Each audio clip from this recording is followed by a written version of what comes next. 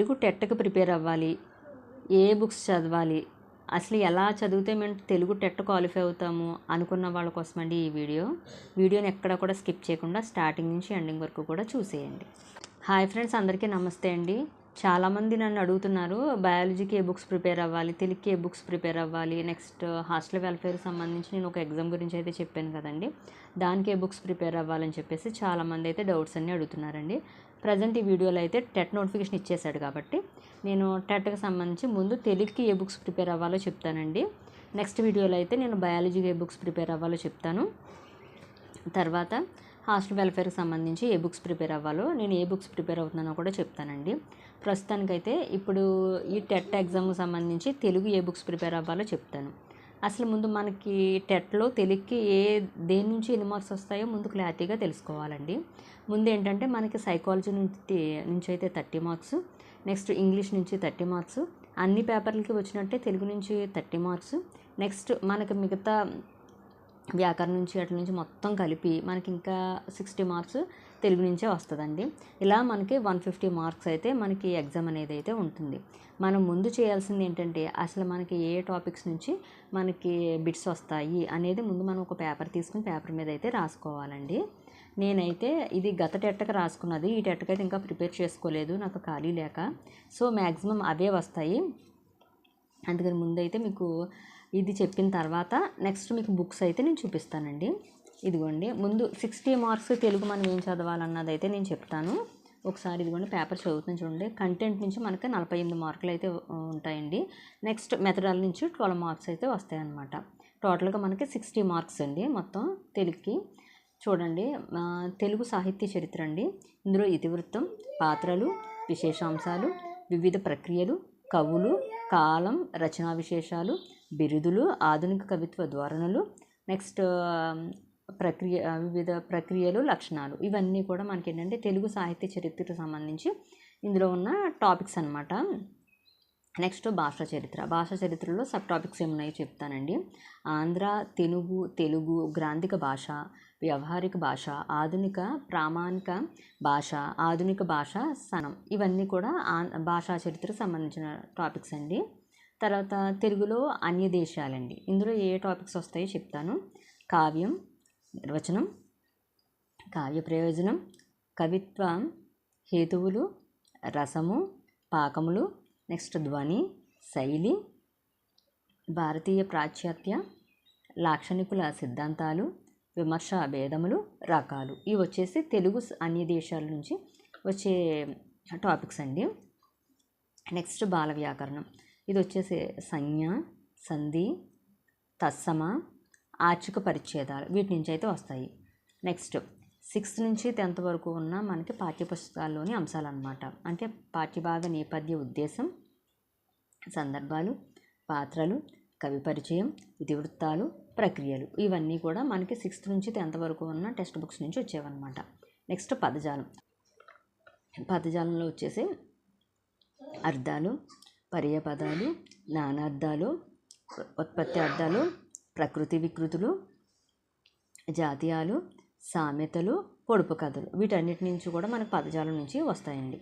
Next భాషాంశాలు. సందులు, సమాసాలు, ఛందస్సు అంటే జాతులు, ఉపజాతులు, వృత్తాలు, ఇవన్నీ కూడా. అలంకారాలు, శబ్ద అర్థాలంకారాలు, నెక్స్ట్ పదం, ప్రాతిపదిక, భాషా భాగాలు, విభక్తులు, వ్యాకరణ పరిభాషక పదాలు, ఇవన్నీ కూడా భాషాంశాలు. నెక్స్ట్ పఠనావగాహన. ఇక్కడ వచ్చేసి మనకి అపరిచిత పద్యం, అపరిచిత గద్యం, ఇవి రెండిట్లో ఏదో ఒకటి అనేది వస్తుంది అనమాట.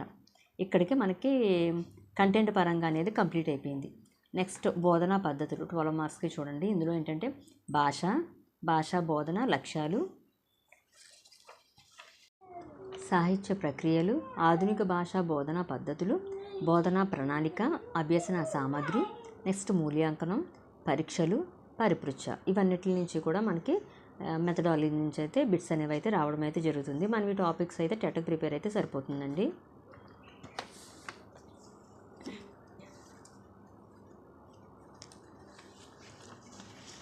నెక్స్ట్ 30 మార్క్స్కి తెలుగుకి ఏం ప్రిపేర్ అవ్వాలో కూడా అంతే. అందరికీ జనరల్గా వచ్చే మిగతా పేపర్స్లో ఎలాగ బయాలజీకి, సోషల్కి ఎలాగ 30 మార్క్స్ వస్తుందో అలా 30 మార్క్స్ కూడా ఉంటుంది. అందులో ఏమేమి ఉంటాయో చెప్తున్నానండి.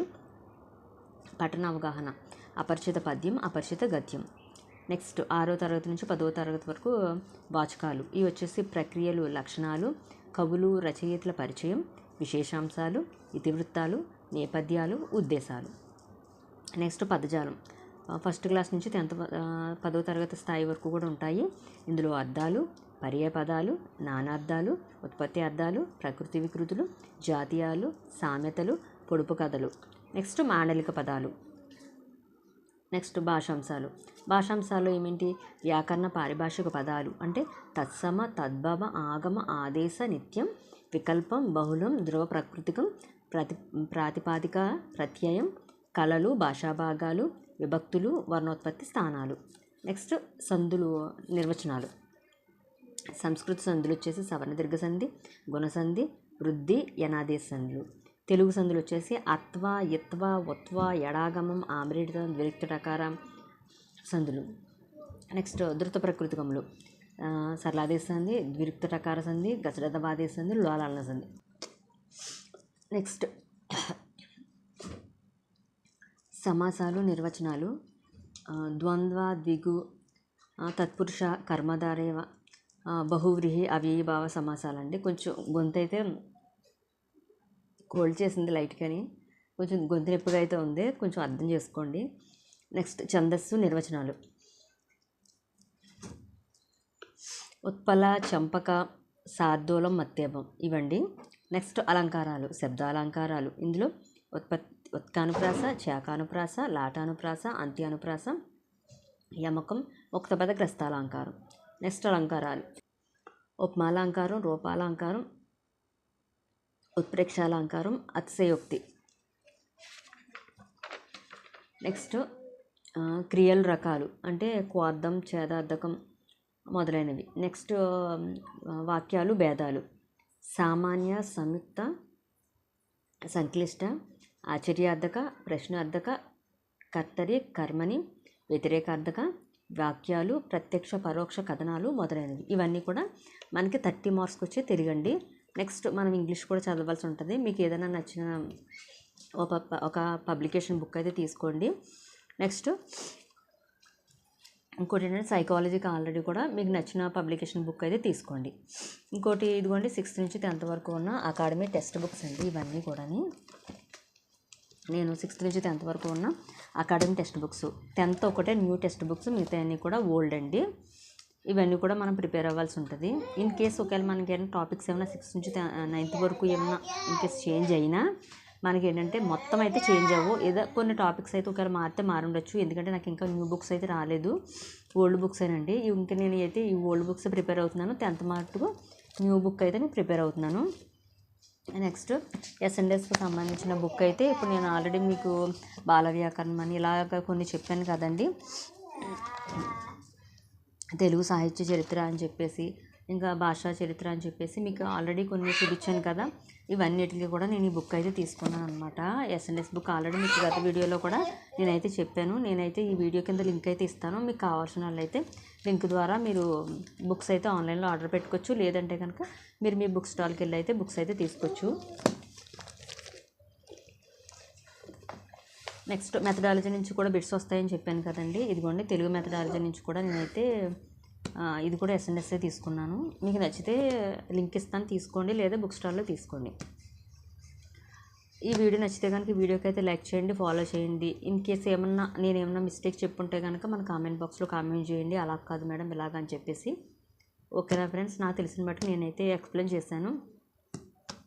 ఒకటి గుర్తుపెట్టుకోండి, మనకి ఏంటంటే మ్యాక్సిమం తెలుగు నుంచే మనకి 90 మార్క్స్ అనేవి అయితే వస్తున్నాయండి. నెక్స్ట్ ఇంకా 60 మార్క్స్ వచ్చేసి తెలుగు, సైకాలజీ అండ్ ఇంగ్లీష్ నుంచి అండి.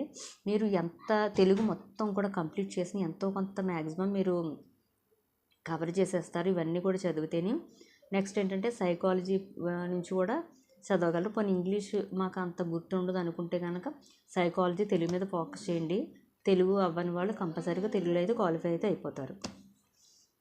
ఈ వీడియో నచ్చితే లైక్ చేసి మన ఛానల్ ఫాలో చేయండి. ఓకేనా ఫ్రెండ్స్, బాయ్ ఫ్రెండ్స్.